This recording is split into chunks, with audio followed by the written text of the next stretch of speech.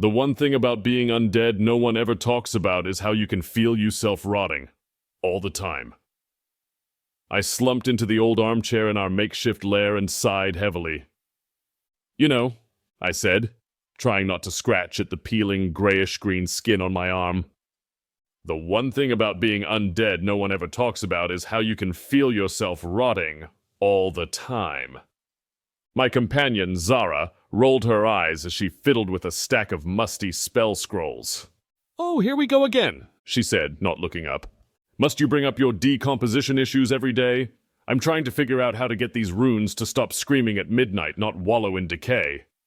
I reached a finger into the side of my cheek, where a suspiciously squishy part had started caving in, and poked at it experimentally. "I'm serious," I mumbled, words slightly garbled.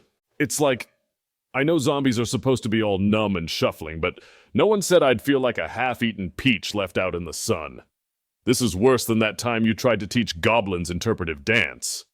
She snorted, finally giving me a glance, her eyebrows raised.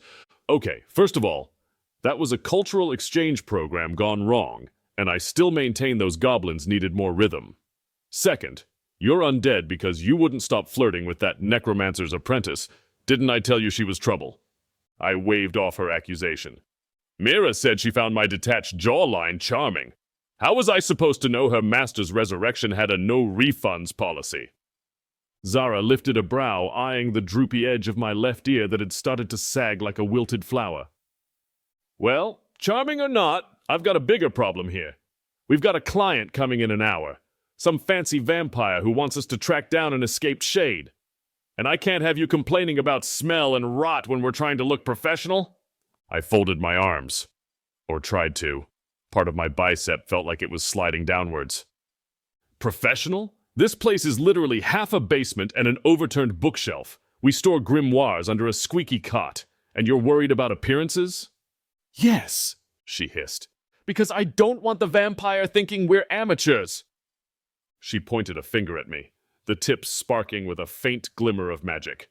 "So put yourself together. Stop fussing about your rotting. If the client asks, then just say you're going through a transitional phase." She made air quotes, then returned to flipping through the scrolls. I shifted and felt a damp squelch under my shoulder blade.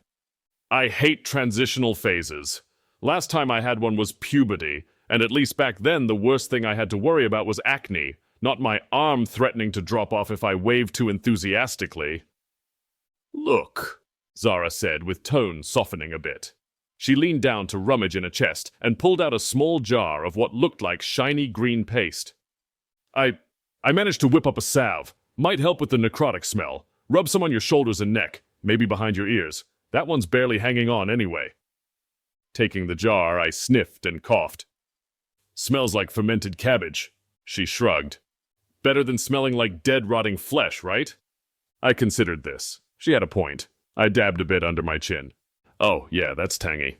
Good, Zara said while nodding as if pleased with herself. "Now, when the vampire arrives, we'll say nothing about your condition. If he asks, just grunt or something. Vampires think zombies are hilarious anyway. Just try not to drop any body parts on his boots." I sighed again and glanced at the crooked mirror on the far wall. My eyes were sunken pits and my lips were turning a shade of moss green.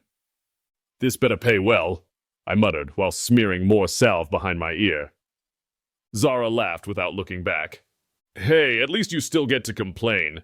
Most undead can't even form words. Consider yourself lucky." "Right, lucky," I said flatly while feeling another sliver of my former cheek tumble onto my lap. I flicked it off and listened to it splat on the floorboards. Lucky indeed.